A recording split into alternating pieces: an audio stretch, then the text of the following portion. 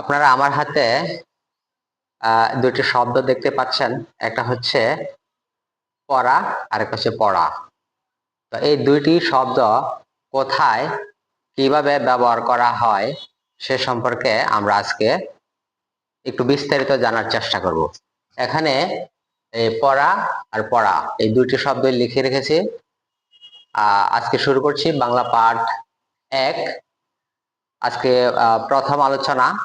প্রথম আলোচনায় আমরা সাহায্য নিয়েছি বাংলা একাডেমির আধুনিক ও বাংলা অভিধান। এই অভিধানটির সাহায্য নিয়েছি। পাশাপাশি আমার হাতে আছে বাংলা ভাষা ব্যাকরণ নবম দশম শ্রেণী, এই বইটির আমরা সাহায্য নিয়েছি। শুরুতেই দেখা যাচ্ছে পড়া, প বয়শূন্য র আকার।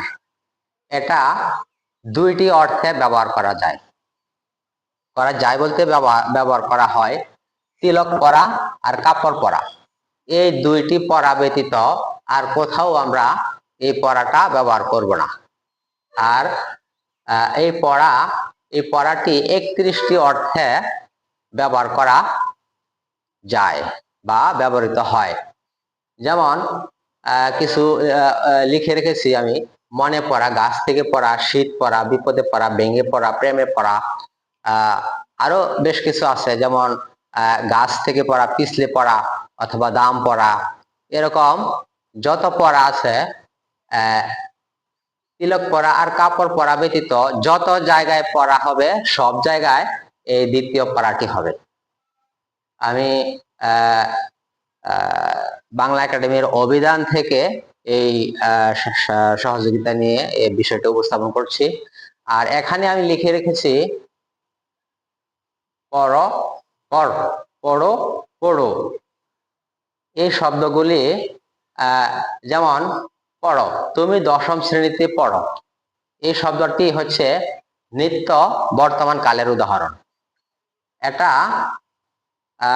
যদি হর্ষ চিহ্ন যোগে হয় তাহলে পড়, তুই বা তোরা বইটি পড়, এটা হচ্ছে বর্তমান কালের অনুজ্ঞা। আর পড়ো, তুমি বইটি পড়ো, এটাও বর্তমান কালের অনুজ্ঞা।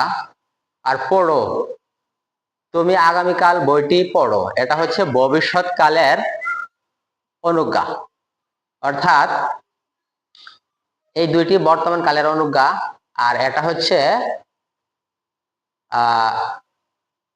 নিত্য বর্তমান কালের উদাহরণ। আর পড়ো, তুমি আগামীকাল বইটি পড়ো, এটা ভবিষ্যৎ কালের অনুজ্ঞা। ধন্যবাদ আপনাদেরকে। পার্ট 1 আজকের মতো এখানেই শেষ করছি। সবাই ভালো থাকবেন।